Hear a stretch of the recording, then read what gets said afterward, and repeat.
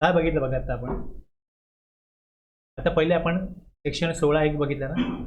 16(1) त्यात काय होतं की registered person to take credit of input tax on inward supplies of the good service जे त्यांनी यूज केले बिझनेस करता in the course of business. हे 16(1) मध्ये. आता 16(2) मध्ये त्याला काय अटी शर्ती दिल्यात या 6 आहेत. If this 6 conditions are fulfilled. त्यातलं he has valid tax invoice, documentary proof आहे. आता आपण सेक्शन 16(2) मध्ये गेलो तर त्याच्यामध्ये डॉक्युमेंटरी प्रूफ विचारलं. डॉक्युमेंट पाहिजे. आणि दुसरं details of invoice debit note uploaded by the supplier in his GSTR 1 किंवा IFF आणि डिटेल्स कम्युनिकेटेड इन GSTR 2. हे 1, हे 2. पुढे सप्लायरनी तो टॅक्स पे केला आहे का. सप्लायर जेव्हा टॅक्स पे करेल तर सप्लायर कॅशने पे करो क्रेडिटने पे करो कसंही पे करो चालेल. इन कॅश किंवा by utilization of ITC. Goods receive केलेले असले पाहिजेत. हे 4थं होतं. गुड्स रिसिव्ह केलेले असले पाहिजे. हे 4थं होतं. 5वं काय आहे, जो ITC अवेल करतोय गुड सर्व्हिसेस रिसिव्ह केले ITC in respect of the said supply communicated to the registered person under section 38 not restricted. Section 38 प्रमाणे तो ITC रिस्ट्रिक्ट करता येऊ शकेल. रूल बनलेला नाही अजून. तो आला तर पुढे त्याचा इफेक्ट येईल. आता काही इफेक्ट नाही आहे. पण ती एक कंडिशन आली की त्या 38 मध्ये रिस्ट्रिक्ट तर केलेलं नाही आहे. तर मग ITC कसा मिळेल तर 3B जेव्हा फाईल करेल त्यात तो ITC घ्यायचा. असे हे 6 कंडिशन आहेत. सगळ्यात पहिली कंडिशन ही आहे की बिझनेस पर्पज सप्लाय घेतलाय आणि मग या 6 कंडिशन येतात. सप्लायरचा किंवा समजा RCM आहे त्यात टॅक्स पे केला डॉक्युमेंट पाहिजे. ID डॉक्युमेंट ते पाहिजे. कस्टमर डॉक्युमेंट ते पाहिजे. डेबिट नोट टॅक्स इनवॉइस जी 5 डॉक्युमेंट दिली ते डॉक्युमेंट पाहिजे. डॉक्युमेंट आहे. टू झालं आहे. टॅक्स सप्लायरने पे केला आहे. रिसिपियंटने गुड्स रिसिव्ह केले, सर्व्हिस रिसिव्ह केल्या आणि 38 मध्ये रिस्ट्रिक्शन नाही आहे तर 3B तो ITC तो घेऊ शकतो. आपण तासभर घालून एवढं समजून घेतलं. एवढं सुद्धा त्यावर आपला 1 तास समजून घेण्यात गेला. हां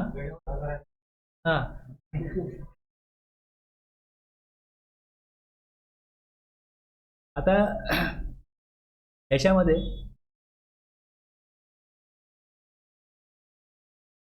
रूल 37 एक सांगतो मी. त्यापूर्वी 37 घेण्या अगोदर पहिले सबसेक्शन 3 सांगतो. आता एखादी मशिनरी घेतली, गुड्स घेतली, समजा 10 लाखाची मशिनरी आहे. त्याच्यावरती GST लागला 1,80,000. तर 11,80,000 हा इनवॉइसची व्हॅल्यू आहे. आता ह्या 11,80,000 वरती जर मशिनरी असेल तर इन्कम टॅक्समध्ये डिप्रिसिएशन घेण्याकरता ही 11,80,000 इनवॉइसची व्हॅल्यू घेता कामा नये. 10 लाखावर डिप्रिसिएशन काढलं पाहिजे. जर 11,80,000 म्हणजे 1,80,000 हे काय आपले आहेत, हे टॅक्स कंपोनंट आहे. Where the registered person has claim depreciation claim करताना जे टॅक्स कंपोनंट आहेत of the cost of capital goods and plant and machinery under the provision of income tax act. Depreciation income tax ॲक्टमध्ये काढला जातो.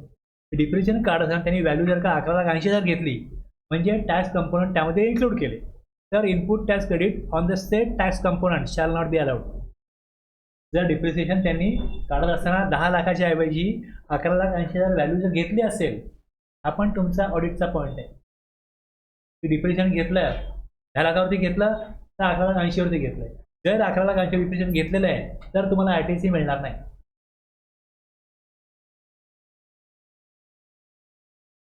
एक 1,80,000 तुम्ही benefit घेतलेला आहे ना, जो टॅक्स गव्हर्नमेंटला दिला तर ITC घेतला आहे म्हणजे तुम्ही मशीन करता 10 लाखच पे केलेत ना, मग 10 लाखावर डिप्रिसिएशन काढला पाहिजे. जर त्यांनी ITC नाही घेतला तर त्याला ती वसुली कोणाला पडली, 11,80,000 पडली. लक्षात घ्या. मग त्याला आपल्या पॉकेटमधून 11,80,000 खर्च केले तेव्हा मशीन वापरायला मिळते. तर तो ITC अवेल नाही करत तर त्याची बुक व्हॅल्यू झाली 11,80,000. तेव्हा डिप्रिसिएशन त्याने 11,80,000 ते घेतलं पाहिजे.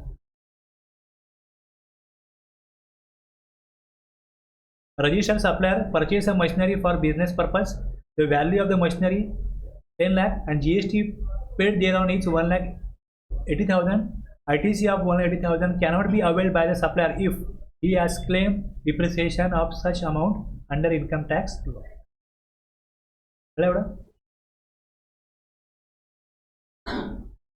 आणि चौथं हेच आहे की registered person shall not be entitle to take input tax paid in respect of any invoice or debit note for supply of goods or services or both after 30th day of November following the end of the financial year to which such invoice or debit note pertains or furnishing of the relevant annual return whichever is earlier. आता हे 30 November GSTR 9 file करायचं आहे, annual return 31 December. आता 31 डिसेंबर किंवा 30 November जे date दिली आहे, जर मी GSTR 9 फाईल करतो 30 नोव्हेंबरच्या अगोदर, तर मग त्यानंतर मला हे वर्ष संपलं 22-23. ओके, माझा मार्च 23 मधला ITC आहे, हा मी घेऊ शकत होतो जर पेंडिंग असेल तर 30 नोव्हेंबर. पण जर मी GSTR 1 फाईल केला 31 ऑगस्टला, तर 31 ऑगस्टला GSTR 1 फाईल केला, तर मग 31 ऑगस्ट GSTR 1 फाईल केला किंवा मग 30 नोव्हेंबर विचेवर अर्लियर काय. 31 ऑगस्ट नंतर एखादा माझा ITC पेंडिंग राहिला आहे 22-23चा, एखादा ITC मी घेतलेला नाही, तो मला 31 ऑगस्ट नंतर घेता येणार नाही.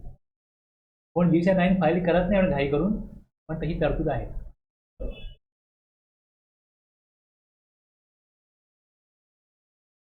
और काय म्हटलंय, फर्निशिंग डेट कुठली,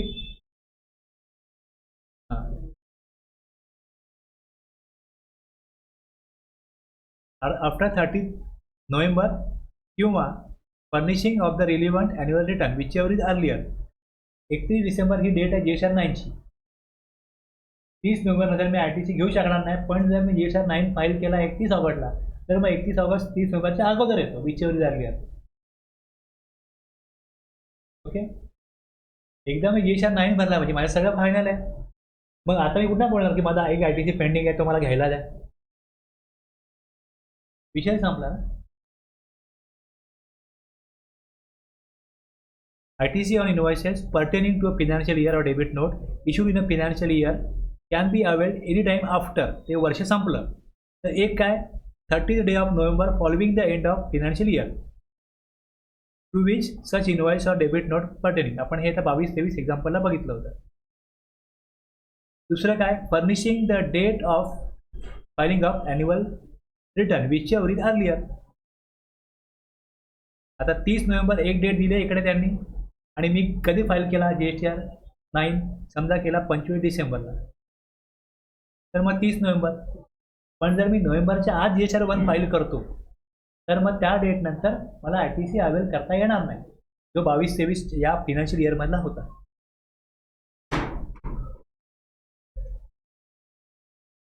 आता मी येतो या रिव्हर्सलच्या प्रोविजनला. Reversal of input tax credit हा रूल 37 जो आहे, समजा मला इकडे बघा 100 रुपये टॅक्स भरायचा आहे. ओके, आणि माझ्याकडे 50 रुपयाचा ITC. आता मला सांगितलं की 40 रुपये रिव्हर्स करा, तर मी इथे हे 50 - 40 करीन, तर मला 10 मिळतील ना इथे, म्हणजे मला 90 रुपये भरायला लागतील. पण जर का मला सांगितलं तुम्ही 50 ITC घ्यायचं आहे, रिव्हर्सल 40 आहे, ते इथे ॲड केले, 140 झाले. 140 आणि 50 माझा ITC आहे 90. उत्तर सेम मिळतं ना. जो ITC रिव्हर्स करायचा आहे, जर ITC सफिशियंट आहे त्यातनं वजा केला तर ITC एवढाच मिळेल. पण ते तसं करतच नाहीत. काय करतात, एवढा रिव्हर्स करायचं आहे लायबिलिटीमध्ये ॲड करतात, म्हणजे 140 झाला -50, उत्तर तेवढं झालं ना, म्हणजे तेवढं भरायला लागलं ना. रिव्हर्सल जेव्हा म्हटलं जाईल तेव्हा लक्षात घ्या, रिव्हर्स म्हणजे तेवढी अमाऊंट लायबिलिटीमध्ये वाढते. अर्थ त्याचा इंडायरेक्टली हाच आहे बस.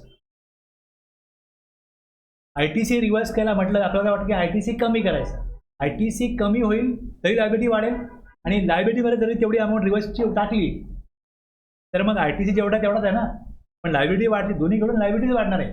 ITC कमी करा किंवा लायबिलिटी वाढवा, लायबिलिटीज वाढणार.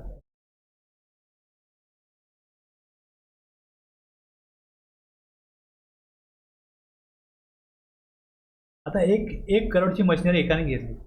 ओके, आता ह्याच्या 1 करोडच्या मशिनरीवरती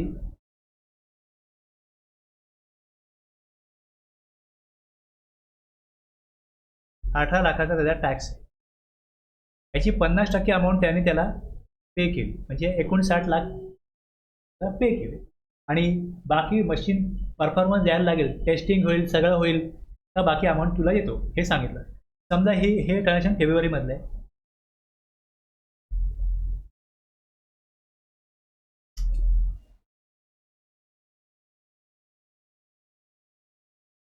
आता ह्या 18 लाखामधले 59 लाख पे केले आणि बाकी जी अमाऊंट आहे ती पे नाही केली. आणि ती मशीन 1 महिना 2 महिने, आता ज्यावेळेस त्याला अमाऊंट पे केली, फेब्रुवारी महिन्यात त्याने काय केलं असेल, GST 1 भरला असेल, 1 करोड 18 लाखाचा सेल दाखवला असेल. रिसिपियंटनी 18 लाखाचा लगेच इनपुट टॅक्स क्रेडिट क्लेम केला असेल, बरोबर आहे ना. पण फेब्रुवारी, मार्च, एप्रिल, मे, जून, जुलै मशीन काय बरोबर परफॉर्मन्स देत नाही आणि मशीन चालू होत नाही, तर रिसिपियंट त्याला म्हणतो तुला मी पेमेंट करू शकत नाही. तर ॲग्रीमेंट कसं आहे की ज्या स्टँडर्डचा आउटपुट त्या मशीनने द्यायला पाहिजे ते दिलं तर उरलेलं पेमेंट तुला आम्ही देणार, आणि तरच ती कंपनी पुढे आपलं प्रोडक्शन करू शकेल ना. ते आउटपुटच मिळत नाही तर कंपनीचं काम पण राखलं, ते प्रोडक्शन करू पण शकत नाही. अशा परिस्थितीमध्ये in the course of purpose of business त्यांनी मशीन घेतली आहे, पण बिझनेस चालू कुठे देतात. आता एवढा पिरियड झाला, 180 दिवस जर का पेमेंट नाही केलं सप्लायरला, गव्हर्नमेंट काय म्हणतं, ITC रिव्हर्स करा, ITC रिव्हर्स करा. आता जेवढी अनपेड अमाऊंट आहे त्याच्यावरती जेवढा ITC आहे तेवढा रिव्हर्स करा. म्हणजे जे 9 लाख रुपये अमाऊंट तुम्ही पे नाही केले त्याला सप्लायरला, ते 9 लाख रिव्हर्स करा. एकदा का 180 दिवस संपले तर तेवढी अमाऊंट रिव्हर्स करावी, प्रोव्हाइडेड फर्दर दॅट. म्हणजे आपण सगळं ITC वगैरे घेतला तर नंतरची गोष्ट ही, रिसिपियंट फेल्स टू पे दर सप्लायर ऑफ गुड्स और service both other than supplies on which tax is payable on reverse charge. म्हणजे मी असा परचेस केला आहे ज्यावरती फॉरवर्ड चार्ज नाही, रिव्हर्स चार्ज आहे, त्याच्यावरती हे ॲप्लिकेबल नाही ही तरतूद. मी काय इनवर्ट सप्लाय घेतला आहे त्याच्यावर टॅक्स भरण्याची जबाबदारी जर माझी आहे तर ही प्रोव्हिजन लागू नाही आहे. ही प्रोव्हिजन केव्हा लागू आहे, फॉरवर्ड चार्जमध्ये. मी सप्लाय घेतला आहे फॉरवर्ड चार्जमध्ये, हा विषय आहे रिव्हर्स चार्ज अदर दॅनमध्ये. फॉरवर्ड चार्जमध्ये सप्लाय घेतला आहे आणि amount toward the value of supply along with tax payable thereon within a period of 180 दिवसामध्ये जर पे नाही केली तर रिव्हर्स करा as per rule 37. Okay, reverse करा.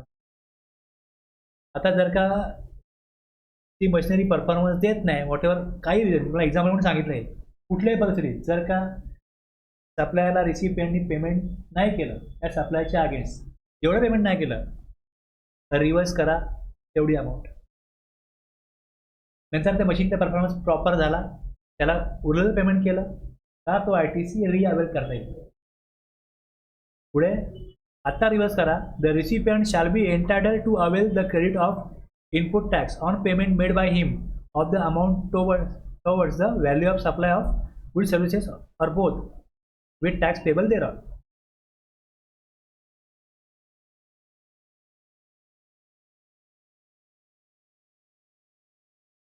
Provided also that the recipient shall be entitled to avail the credit of input tax on payment made by him. सप्लायरला payment केलं का ITC रिअवेल करता येईल. आता इथे प्रिस्क्राईब म्हटलंय कशा प्रकारे करायचं हे रिव्हर्सल आणखी पेमेंट ITC रिअवेल, याकरता हा रूल 37 दिलाय. Payment is not made within 180 days from date of invoice, ITC avail is to be paid along with interest. Reverse करायचं आहे, विथ इंटरेस्ट रिव्हर्स करायचं आहे. A registered person who has availed of input tax credit on any inward supply of goods or services or both, but fails to pay to the supplier thereof the amount towards the value of such supply, whether wholly or partly. Part payment केलंय, मग proportionately किती ITC reverse होईल? त्याचं आपण बघितलंय, अर्धी amount पे केली, अर्धी बाकी, म्हणजे अर्धा ITC अवेल करता येईल, अर्धा ITC रिव्हर्स करायला लागेल. along with tax payable thereon with the time limit specified in the second proviso,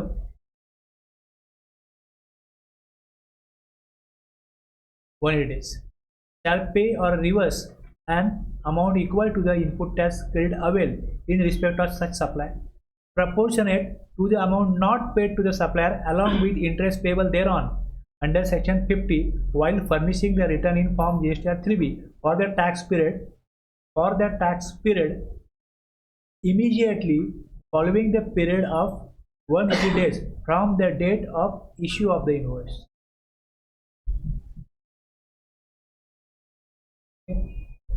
आता याचा अर्थ काय होतो? while furnishing the return in form GSTR 3B for the tax period, 180 दिवस पूर्ण झाले, फॉलोइंग द पिरियड ऑफ 180 दिवस from the date of the issue of invoice, त्या इनवॉइसच्या डेटपासनं रिव्हर्स ज्यावेळेस तो करेल तिथपर्यंत जेवढे दिवस होतात तेवढ्या दिवसाचा इंटरेस्ट, त्याला इंटरेस्ट सकट ती अमाऊंट रिव्हर्स करायची. आता आपल्याकडे 90,000 रिव्हर्स करायचे, 180 दिवस पूर्ण झाले. सपोज आता जानेवारीमध्ये माझे 180 दिवस पूर्ण झाले, मी सप्लायला पेमेंट नाही केलं,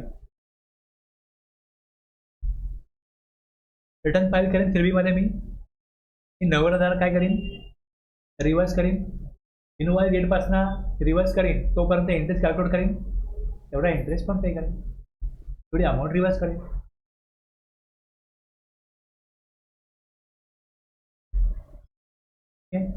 आता ह्याला एवढं कळलं? जनरल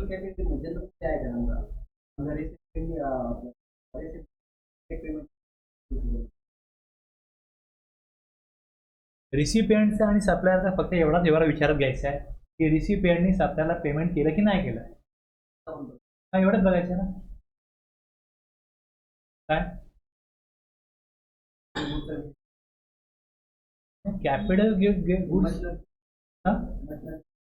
मग मशिनरी काही असेल ना, मशिनरी असो, इनपुट असो, इनपुट सर्व्हिस काय पण असो, पेमेंट तो लेटच झाला, काही इश्यू असतो, 180 दिवस पुढे जर गेला तर ते IT सर्व्हिसवर करून टाकायला. सप्लायरला पहिले त्यांनी पहिल्या महिन्यात जेव्हा इनवॉइस दाखवला, रिसिपियंटने ITC घेतलेला आहे, तर ही त्याचं एवढंच सांगते की तुम्ही सप्लायरला किती पेमेंट केलं 180 दिवसामध्ये. पूर्ण नाही केलं तर पूर्ण ITC रिव्हर्स करा, प्रपोर्शनेट पेमेंट केलं आहे प्रपोर्शनेट रिव्हर्स करा, पार्ट पेमेंट केलं आहे तर प्रपोर्शनेट ITC रिव्हर्स करा. दिवस पूर्ण 180 दिवस. 3B जेव्हा मी फाईल करणार आहे त्यावेळेस मी इनवॉइस डेटपासून 3B जेव्हा फाईल करतोय तितके दिवसावरती इंटरेस्ट पण त्याला भरायचा आहे. 181 झालं तर 181 दिवसाचा इंटरेस्ट आहे, 1 दिवसाचं नाही, त्याचा अर्थ आहे. हां, invoice date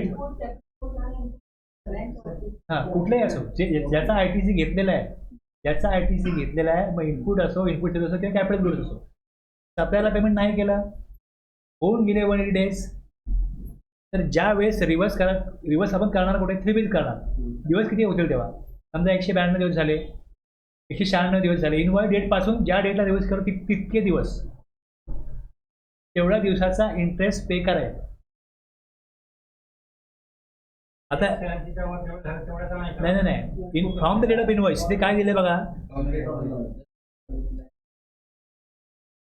period of 180 days from the date of issue of invoice.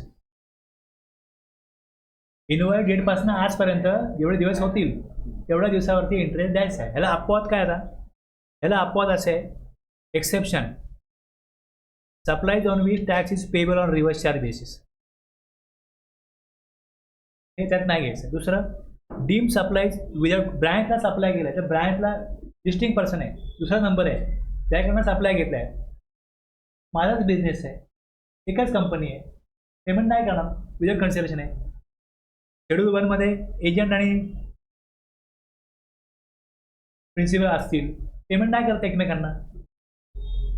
तसंच addition made to value of supplies on account of suppliers liability in relation to such supplies being incurred by the recipient of the supply. आता सप्लायरची liability होती, मला सप्लायरनी goods पाठवले 1 लाखाचे आणि त्यांनी सांगितलं की मी हे ट्रान्सपोर्ट करून देईन, पण ट्रान्सपोर्टरला पेमेंट तुम्हीच करा. मी त्याला 10,000 पेमेंट ट्रान्सपोर्टरला केलं, हे सप्लायरची लायबिलिटी होती. म्हणजे मी 10,000 पे केलं त्याला, उरले 90,000. म्हणजे मला 90,000च्या वरचा ॲक्टिव्हिटी जेवढा आहे तेवढाच रिव्हर्स करायचा आहे, कारण 10,000 पे करून झाले. ओके, बस एवढंच आहे.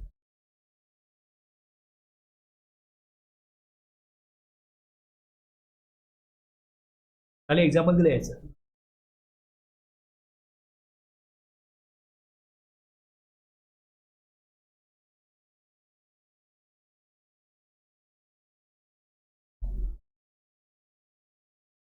आता आपण जे बघितलं रिव्हर्सल, टू बी मध्ये जे काही येईल त्यात रिव्हर्स काय करायचं, त्याचा RTC ब्लॉक केलाय, हा परमनंट रिव्हर्सल आहे.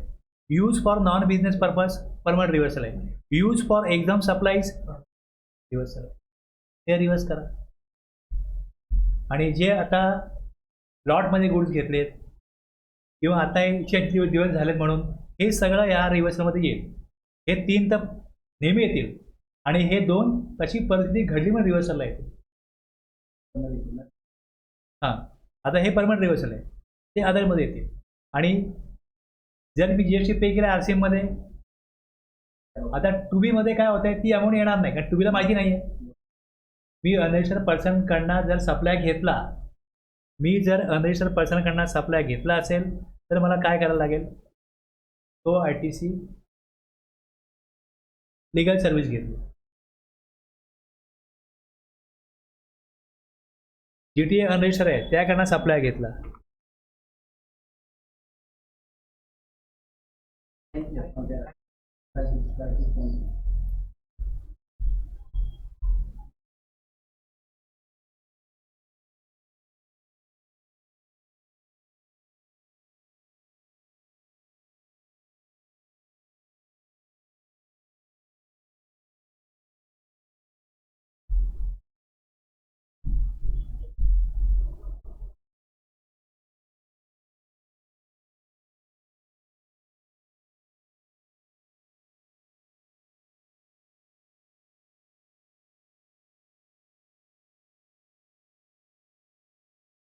तर पहिले लायबिलिटी आहे मला दाखवायला लागते. जर मी रिव्हर्स चार्जमध्ये सप्लाय घेतला, हा कुठे माहीत नाही ना, गव्हर्नमेंटला कळणार नाही, कुठे रिपोर्टिंग होत नाही त्याचं, तर मला इकडे inward supply is liable to reverse charge इथे पहिले दाखवायला लागेल. जर माझा GTA रजिस्टर असेल तर तो दाखवेल. जर रिव्हर्स चार्ज आहे तर मला इनवॉइस देईल, तू भरायचं आहे, मग मला इकडे येईल. तो भरताना तिथे रजिस्टर 1ला टिक करायला लागतं की हा रिव्हर्स चार्ज आहे, मग तरच तो माझ्या इकडे येईल. फॉरवर्ड चार्जला 12% घेईल, 5% घेईल, तर तो मला फॉरवर्ड चार्जने RTC मिळेल. पण जर रिव्हर्स चार्ज आहे, रजिस्टर सप्लायर असेल तर इथे दिसेल, सप्लायर जर अनरजिस्टर असेल तर मला टाकायला लागतो. मग जर मला टाकायला लागतो तो मी कॅशमध्ये पे करतो. जर मी ते कॅशमध्ये पे करतो तर मला इथे इलिजिबल ITCमध्ये पण तो रिव्हर्स चार्जचा ITC इथे import of goods, import of service, inward supply liable to reverse charge other than 1 and 2 हे दोन नाही आहे. तर रिव्हर्स चार्जचा ITC मी इथे घेणार, बरोबर आहे ना. हे मला घ्यायचं आहे, तो ॲड करायचा आहे. तर तो ॲड करायचा आहे, तेच दिले की GST अंडर RCM हा ॲड होईल. तुम्ही जे काय आला यातनं हे मला रिव्हर्स करायचं आहे. हे 3 तर आहेत, 2 तुम्हाला सांगले नॉन परमनंट कुठले आहे की 180 दिवस आणि लॉटमध्ये गुड आले तर ते 2 प्लस हे रिअवेलमेंट ऑफ ITC रिव्हर्स अर्लियर. अगोदर मी रिव्हर्स केले होते कारण तेव्हा लॉटमध्ये गुड्स आले तेव्हा तो ITC रिव्हर्स केला होता. तर लॉट मला या अमाऊंट मिळाला आहे, तेवढी अमाऊंट मी ॲड करेन. ITC not availed in earlier period but reflected in GST to be of that. मागच्या महिन्यामध्ये एक ITC आला होता पण त्याचा इनवॉइस माझ्याकडे नव्हता. मी इनवॉइस नसल्यामुळे तो ITC तेव्हा अवेल नाही केला. म्हणजे ज्या अटी शर्ती आहेत त्याप्रमाणे तो ITC अवेल तेव्हा करता येत नव्हता. समजा पुढे सेक्शन 38 जर का ॲक्टिव्ह झाला आणि त्यातनं काय RTC अवेअर नाही करता आला तर तो रिव्हर्स करायला लागेल. अगोदर रिव्हर्स केला आहे तो रिफ्लेक्ट करत आहे GSF 2B मध्ये. त्याला 2B मध्ये आलेला आहे आणि त्याचा माझ्याकडे इनवॉइस नाही आहे. तर हा नक्की आपल्या कंपनीचा आहे का दुसऱ्या कंपनीचा आपल्या नावावरती आला आहे हे कन्फर्म करायला अकाउंटंटला वेळ गेला. तर तो काय बोलणार फाईल करायला की तुम्ही आता घेऊ नका, मी कन्फर्म करतो तुम्हाला सांगतो नंतर. मग तो जर रिव्हर्स केला असेल मागच्या पिरियडला तर तो ॲड होईल. म्हणजे पहिल्यांदा हे जे मायनस वाले 3 पॉईंट आहेत यामध्ये तुम्ही आणखीन विचार करा आणखीन पॉईंट कुठले कुठले ॲड होतील. ना मी तुम्हाला हे परमनंट दिलेले आहेत. मी तुमच्या नोट्समध्ये ते पण 3 टाका 180 days वाले, लॉटवाले आणि प्लस कन्फर्म नाही आहे म्हणून हे 3 येऊ शकतात. या शक्यता असू शकतात. तेवढे रिव्हर्स अगोदर झालेले आहेत ते पुढे मग ॲड होतील. अगोदर जेव्हा रिव्हर्स करू त्यावेळेस तिकडे ते आधारामध्ये टाकलेले असतील तर पुढे चान्स राहतो. म्हणजे इथे मग रिपोर्ट होईल RTC reclaim which was reverse under 4B2 मध्ये अगोदर रिव्हर्स केले होते.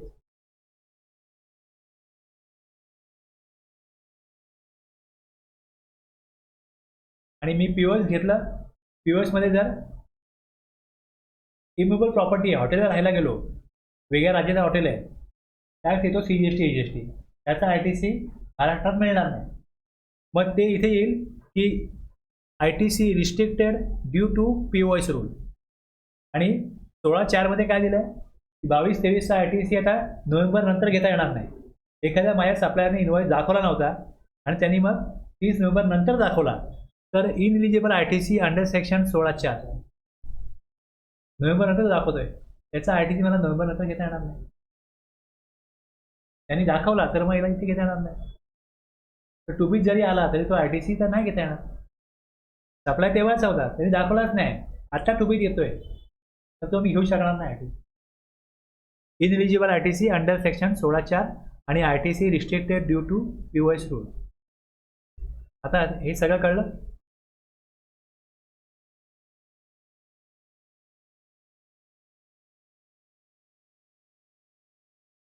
तुम्हाला हे टेबल कळावं, याचे सगळे कॉलम कळावे म्हणून त्या दृष्टीकोनातून मी सगळं तुम्हाला हे सांगितलं. आता रिव्हर्स हा विषय पहिले लोक वापरतच नव्हते. जे सर्क्युलर आलंय तुम्हाला मी सर्क्युलर जे दाखवलं या सर्क्युलरमध्ये त्यांनी स्पेसिफिकली दिलं की असं गव्हर्नमेंटचं ऑब्झर्वेशन आहे की प्रॉपरली ते कॉलम फिलअप होत नाही आहेत. तर मग कशाप्रमाणे ते घेतलं पाहिजे अगदी त्यांनी 3.1 पासून दिलं आहे. कशा प्रकारे घेतलं गेलं पाहिजे 3.1 पासून. 3.1 मध्ये काय 3.1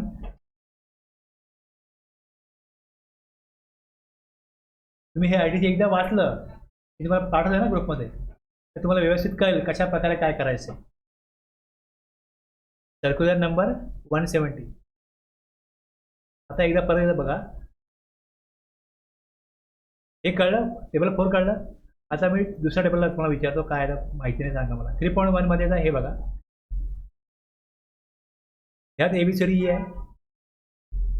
यातले तुम्हाला काय माहित नाही मला सांगा. हे तुम्ही 6A मध्ये एक्सपोर्ट दाखवता आणि सेज मधला सप्लाय तो इथे आला पाहिजे. टॅक्स नसेल तर नसेल.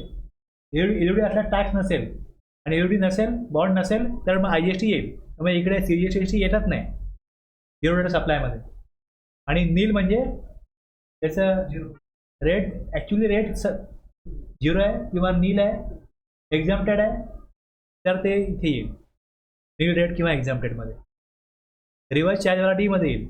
आणि पेट्रोलियम प्रोडक्ट आणखी वाईन त्याला कुठला टॅक्स लागत नाही पण रिपोर्टिंग करायचं आहे इकडे ते E मध्ये येईल. असे ABCDE आहेत.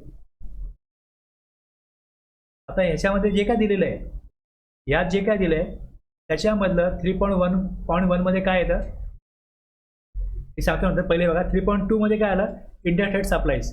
जे 3.1 ला आहे त्याच्यामध्ये इथे हे विचारतात की सप्लाईज मेड टू वरती काय बघा heading of the supply shown in 3.1.A and 3.1.1 details of interstate supply. महाराष्ट्राबाहेर supply झाला आहे इंटरस्टेट सप्लाय झाला आहे त्यातला हे 3 आहेत supplies made to unregistered person. Unregistered पर्सनला किती केला आहे स्टेट वाईज दाखवा. त्यातली टॅक्सेबल व्हॅल्यू आणि amount of I G S T किती आहे हे इकडे. दुसरं खाली कंपोजिशन टॅक्स पर्सनला किती केला आहे ती माहिती इकडे द्या. आणि यू एन होल्डरला किती केलं आहे ती माहिती इकडे द्या. यू एन होल्डरला स्टेट नसतं. यू एन होल्डरला एकच नंबर पूर्ण इंडियाला चालतो. त्यामुळे कुठले यू एन नंबर आहेत ते. बाकी कंपोजिशनला स्टेट विचारलंय. इथे स्टेट विचारलंय. आलं लक्षात. आणि हे 3.1.1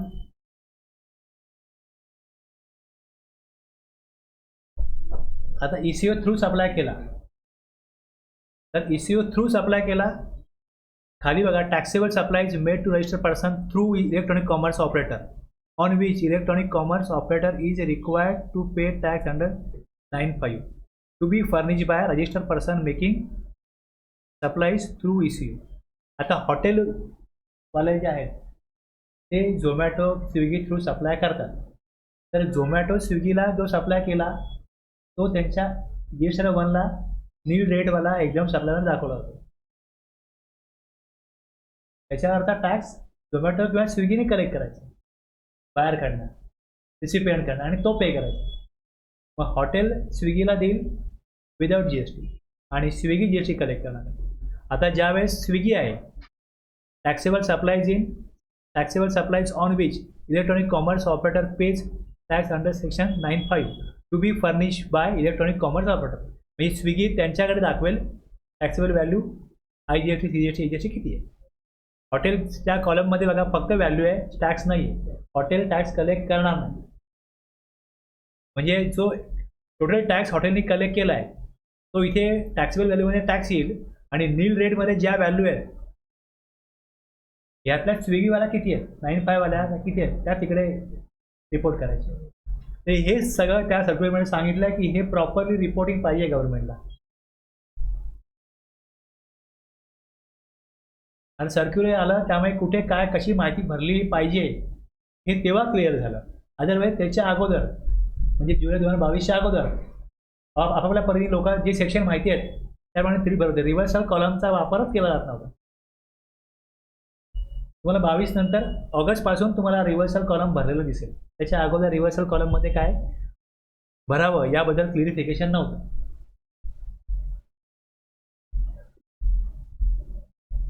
कळलं का. तिकडे जे एक्झाममध्ये असेल GS 1ला ते एक्झाम नील रेट इकडे दिसणार. From a supplier under composition scheme exam nil rate supply non GST supply.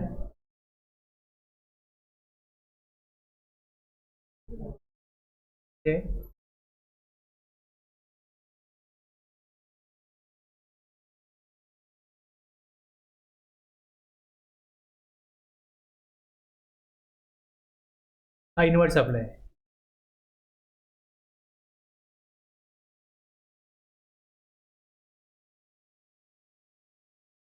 बाकी आउटवर्डची व्हॅल्यू इथे येते.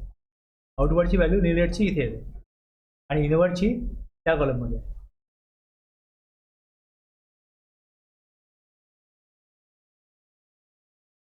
इनवर्ट सप्लाय इकडे.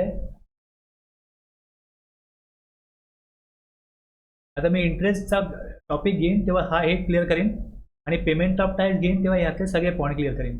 आता ITC होता तो झाला आणि हे जे दोन आहेत हे 3 वरचे आहेत ते एवढे आता क्लिअर तुमचे झाले असते. आणि ते सर्क्युलर वाचा एकदा तुम्हाला आणखीन बऱ्यापैकी त्यात क्लिअरिटी येईल.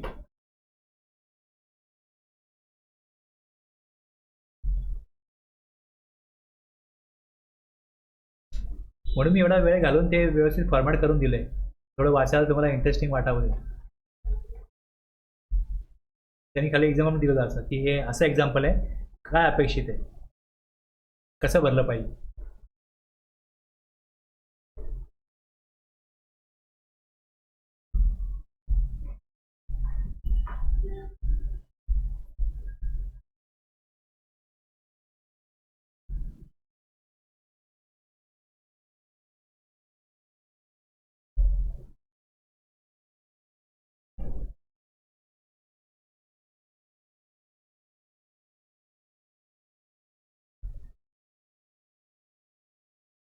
हा जो सेक्शन 38 आहे,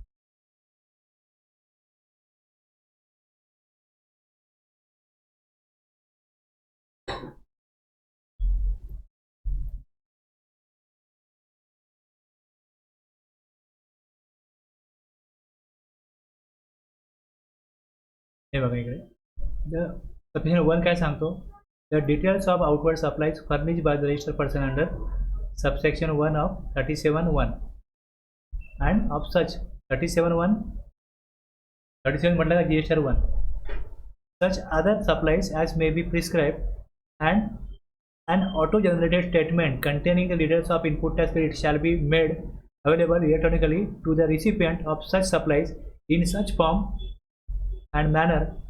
आता हा इकडे पहिले GSTR 2 पहिले यायचा होता, GSTR 2A आणि GSTR 2 पहिले करायचं होतं, ती तरतूद गव्हर्नमेंटने रद्द केली आणि त्यानुसारच इकडचे जे सेक्शन होते ना 2, 42-43 हे पण रद्द केले. जे अवेलमेंट ऑफ ITC आहे हा पहिले claim of input tax credit and provisional acceptance असा होता, तर तो बदलला आणि त्यानंतर मग 42 मध्ये इथे मॅचिंग रिव्हर्सल आणि reclaim of input tax credit होता. ते मॅचिंग GSTR 2 येऊन त्यातनं व्हायचं होतं, तो GSTR 2 काही आला नाही, येणार नाही आता, त्यामुळे मग त्याच्यावरती आधारित सेक्शन 42 रद्द केला आणि 43 मध्ये पण matching reversal reclaim of reduction in output tax liability होतं, ते रद्द केलं. एक 43A पण त्याने आणला होता, procedure for furnishing return and availing input tax credit, हे सगळे रद्द झाले. आता हे जसा हा त्यांनी हा जेव्हा आला, हे बघा आता याच्यामधून ते असं कळलं की हे येणारच नाही, आता ते येणारच नाही. आता त्यांनी जसं बजेट बघा, फायनान्स ॲक्ट कधी येतो, बजेटला येतो. आता 2022ला जेव्हा बजेट आलं त्यावेळेस असे बऱ्याच ठिकाणी GSTR 2चा उल्लेख होता आणि त्या GSTR 2 नाहीच आहे आणि आम्ही 17, 18, 19, 20, 21 किती वर्ष GSTR 2 तुम्ही आणणार की नाही, मग तुम्ही सगळे रेफरन्स काढायचे असतील तर काढून टाका. GSTR 2 आणणार नाहीये तर त्याच्यावरती आधारित 38 होता, हा 38 तुम्ही काढून टाका. हा मग 41 बदला, 42, 43, 43 हे सगळे GSTR 2 आला तर कशा प्रकारे प्रोसिजर येईल त्याच्यावरही आधारित होते, मग ते येणारच नाहीये. तर हे ॲक्च्युली हा ॲक्ट बनला कधी, पार्लमेंटमध्ये बिल आलं, आता त्या बिलामध्ये चेंज करायचं असेल तर कधी होणार, हे चेंज कधी होणार, तर जेव्हा बजेट असतं त्या बजेटमध्ये excise, custom, income tax, GST या त्या बदल असतील तर ह्याचे बदल त्या बजेटच्या सेशनमध्ये फायनान्स ॲक्टमध्ये येतात. तुम्हाला माहिती आहे आत्ताच्या फायनान्स ॲक्टमध्ये 1 तारखेला बजेट आलं, त्यात काय प्रोव्हिजन झालं मग बघितलं तुम्ही? हां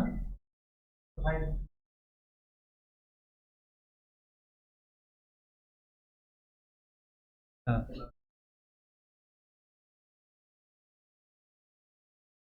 आता हे फायनान्स बिल दिसतं, आता जेव्हा राष्ट्रपती जेव्हा साईन करतील तेव्हा ते ॲक्ट होईल.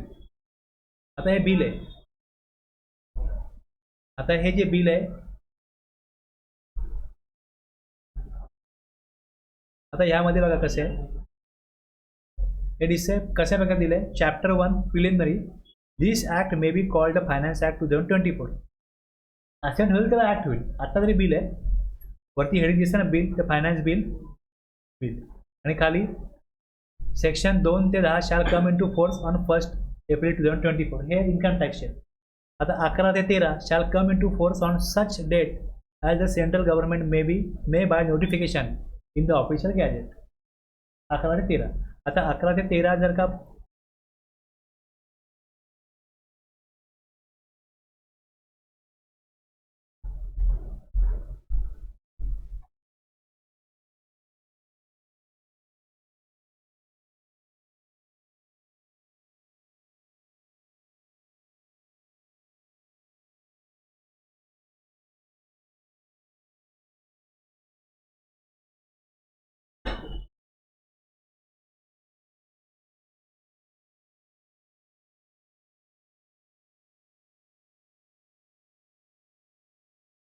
आला इकडे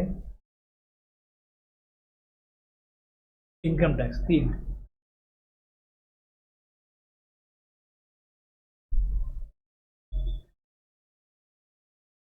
अकरा this indirect taxes central goods and service tax 11. 12. आता इथे 11 दिला अमेंडमेंट ऑफ सेक्शन 2. इथे सबस्टिट्यूशन ऑफ सेक्शन 2. हा इनपुट डिस्ट्रीब्युटरची त्यांनी व्याख्या बदलली आणि त्या व्याख्येप्रमाणेच सबसेक्शन 1 जो आहे सेक्शन 20चा तोही बदलला आणि त्यांनी सांगितलं असता त्या प्रकारे 122 इन्सर्शन ऑफ न्यू सेक्शन 122 आहे. 122 ए इथे आणले.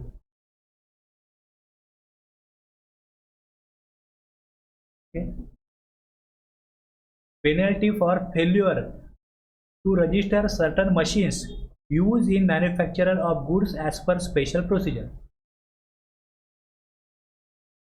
पेनल्टी लावायची आहे कोणाला तर ह्याच्यासाठी काय केलं आहे त्यांनी हे कशा करता आलं तुम्हाला सांगतो की तुम्ही इथे बघाल नोटिफिकेशन ही नोटिफिकेशन आलं 5 जानेवारीला.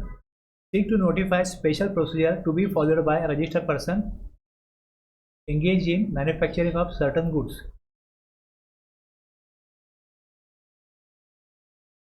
आता यांना स्पेशल प्रोसिजर दिली. स्पेशल प्रोसिजर देण्याची पॉवर जी आहे स्पेशल प्रोसिजर देण्याची पॉवर जी आहे तसं आपण 3B बघतो सॉरी क्वार्टरली रिटर्न बघतो. हा क्वार्टरली रिटर्न जो आहे हा याची आपल्याकडे सेक्शन नव्हता. त्याची स्पेशल प्रोसिजर जी आहे अशी द्यायची असेल तर त्याकरता हा सेक्शन 148 सेक्शन 148 बघाल.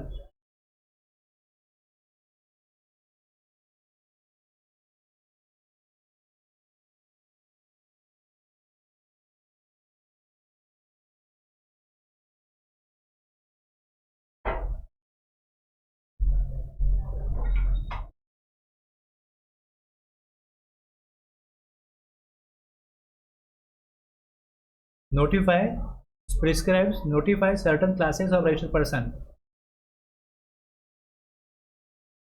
Special procedure to be followed by such person, including furnishing of return, payment of tax, administration of such person. खास प्रोसिजर वेगळी प्रोसिजर द्यायची त्यांना. तीही पॉवर वापरून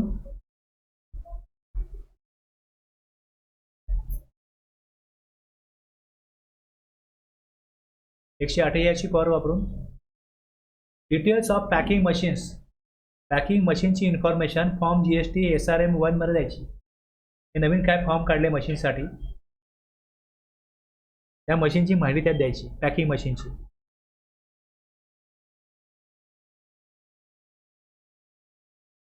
दिसते ना व्यवस्थित. ही कोणी द्यायची माहिती कुठल्या मॅन्युफॅक्चरने द्यायची तर हे खाली दिलेले HSN कोड आहेत ना पान मसाला अनमॅन्युफॅक्चर्ड टोबॅको हे टोबॅको प्रॉडक्ट जेवढे आहेत त्यांना त्यांच्या पॅकिंग मशीनची माहिती द्यायची. ते किती लाखाच्या मशीन्स आहेत त्या प्रमाणामध्ये किती ते प्रोडक्शन करत असतील त्यांचा सप्लाय ते प्रॉपरली दाखवत नाही आहेत. म्हणजे ह्या प्रकारचा पान मसाला किंवा काय हा बराचसा असा विदाऊट बिल मार्केटला सप्लाय होतो कारण की हा कॅशमध्ये होणारा सप्लाय बराचसा आहे. तर याच्यावर GST प्रॉपर मिळत नाही आहे. तर त्याच्याकरता त्यांनी काय केलं की ह्यांना सांगितलं की तुम्ही पॅकिंग मशीनची माहिती द्या. हे मशीन काय पॅकिंग मशीन काय मेन त्यानंतर तेच आहे. तर तो पॅकिंग मशीनची माहिती त्यांनी दिली नाही जर का प्रॉपर दिली नाही तर त्यांना पेनल्टी किती लावायची तर ती जी पेनल्टी तुम्ही बघाल आता आपण जे वाचतो त्यामध्ये ती penalty equal to an amount of 1 lakh rupees for every machine not so register. हे प्रत्येक मशीनची माहिती तिकडे द्यायची. नवीन घेतली त्याची माहिती द्यायची. मशीन विकली तर माहिती द्यायची. म्हणजे एक अंदाज येईल किती मशीन घेत आहेत किती विकतायत किती धंदा वाढतोय त्यांचा त्या मशीनप्रमाणे. तर आता त्यांना जर तुम्ही नॉर्मल पेनल्टी बघायला जाल सेक्शन 25 मध्ये जनरल पेनल्टी आहे किती होईल 50,000 देऊ शकतो ते करोडोचा आहे ना त्यांचा धंदा. तर त्यांना मग इथे 1 लाख फक्त माहिती दिली नाही तर 1,00,000 घेणारच, प्लस ती मशीन जप्त करणार. In addition to the penalty under subsection 1, every machine not so register shall be liable for seizure and confiscation. बस सीज करून जप्त करायची, म्हणजे ती डिक्लेअर केलीच पाहिजे. म्हणजे इकडे वेळोवेळी इन्स्पेक्शन करणार गव्हर्नमेंट, किती मशीन्स आहे बघणार, आणि त्याप्रमाणे त्यांच्यावरती जबरदस्ती आहे की तुम्ही मशीन आम्हाला कळवलंच पाहिजे किती आहे. म्हणजे मशीन कळवलं, पॅकिंग मशीन, म्हणजे त्यांचा सप्लाय त्याप्रमाणे आहे की नाही याचा अंदाज घेता येईल. त्याप्रमाणे त्यांनी प्रॉपर टॅक्स भरला की नाही हे बघता येईल. त्यांनी प्रॉपर टॅक्स दाखवला पाहिजे, म्हणून त्यांना ती प्रोसिजर दिली, आणि ती प्रोसिजर प्रॉपर जर करत नसतील तर पेनल्टी जी आता प्रोव्हिजन आहे ती पुरेशी नव्हती, म्हणून ही पेनल प्रोव्हिजन अमेंडमेंट करून आणली आहे की ही बिलात टाकली. आता हे जेव्हा सँक्शन होईल बिल, त्यानंतर हे कधी लागू होईल, हे नोटिफाय होईल. 1 एप्रिलला नोटिफाय होणार नाही. इन्कम टॅक्स नोटिफाय होईल 1 एप्रिलपासून. हे जेव्हा गव्हर्नमेंट नोटिफाय करेल की हा सबसेक्शन जो आहे फायनान्स ॲक्टमधला हा नोटिफाय झाला, हा लागू आता, तेव्हा तो लागू होईल.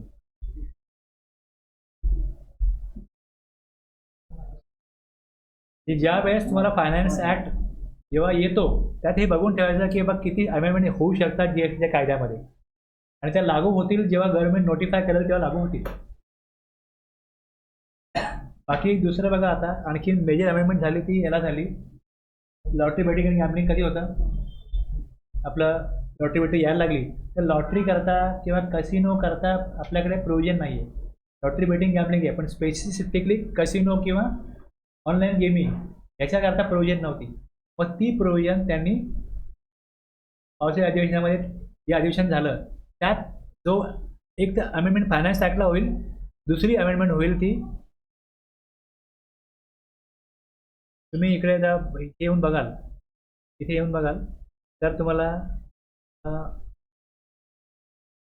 एक मिनटं मी साईज करतो याला.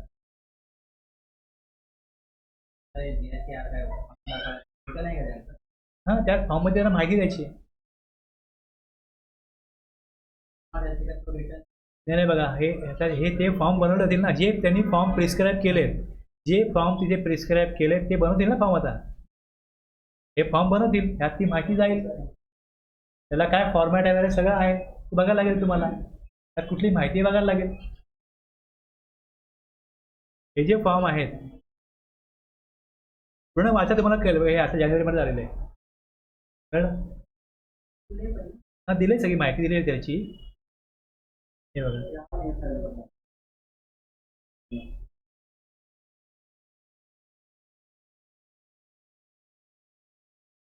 आता हे लक्ष तुम्हाला कायम ठेवणं भाग आहे की नवीन नोटिफिकेशन काय येत आहेत, काय चाललंय, कुठल्या प्रोसिजर आणतायत. आता ही प्रोसिजर कुठनं आणली, सेक्शन 148 मधनं पॉवर घेऊन हे केलेलं आहे, आणि पेनल प्रोव्हिजन नव्हती म्हणून ती बिलात टाकलेली आहे. तसं इकडे तुम्हाला एक दिसेल फायनान्स, हे बघा फायनान्स ॲक्ट आहे, फायनान्स ॲक्ट अमेंडमेंट ऑर्डिनन्स. आता इथे अमेंडमेंट आहे, याला गेलो, आता बघा ही अमेंडमेंट जी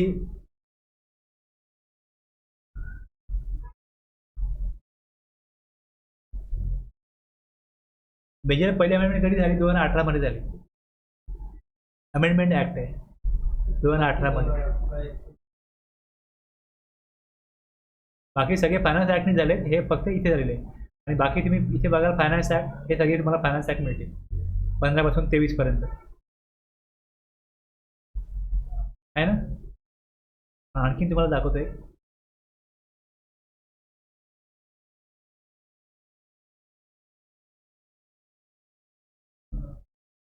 हा बघा, हा अमेंडमेंट ॲक्ट आहे, CGST amendment act, IGST amendment act. हे जे अमेंडमेंट आहे यातना स्पेसिफिकली लॉटरी ते रमीच्या जाहिराती यायच्या त्यांना कव्हर करण्याकरता हे अमेंडमेंट झालं 2023, 18 ऑगस्ट.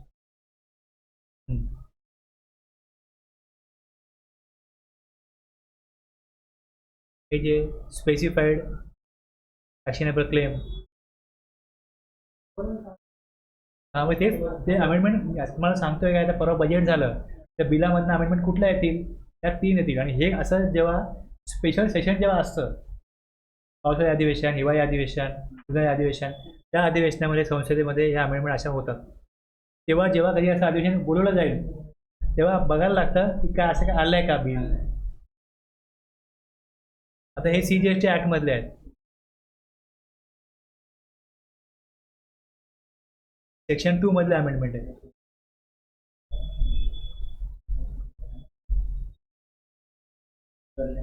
आता हे शेड्यूल 3 मध्ये बघा. शेड्यूल 3 मध्ये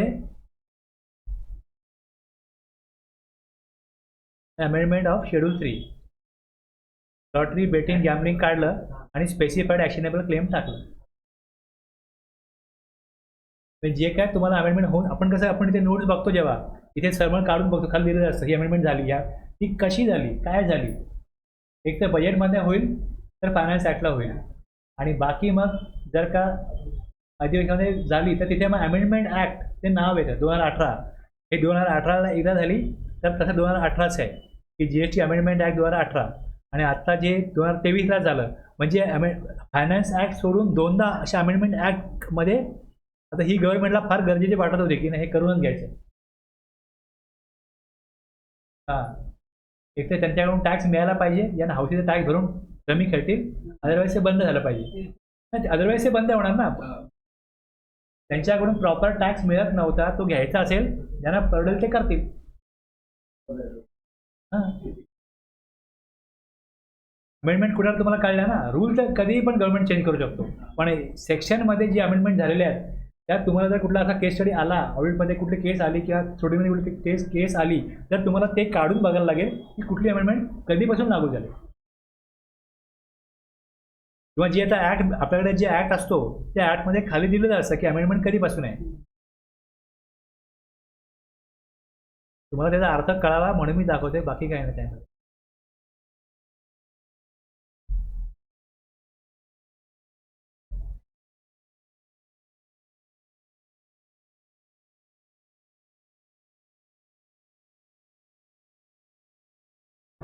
जे काही तुम्हाला खाली फोटोमध्ये दिलेलं असतं हे खाली दिसतं ना अमेंडमेंट या 2018 कधीपासून आलं. अगोदर काय होतं आता इथे अगोदर काय दिलेलं नाहीये मग तुम्हाला जर का अगोदरचं बघायचं असेल मग तुम्ही तो त्यावेळेचा ऍक्ट काढून तुम्हाला बघायला लागेल अगोदर काय.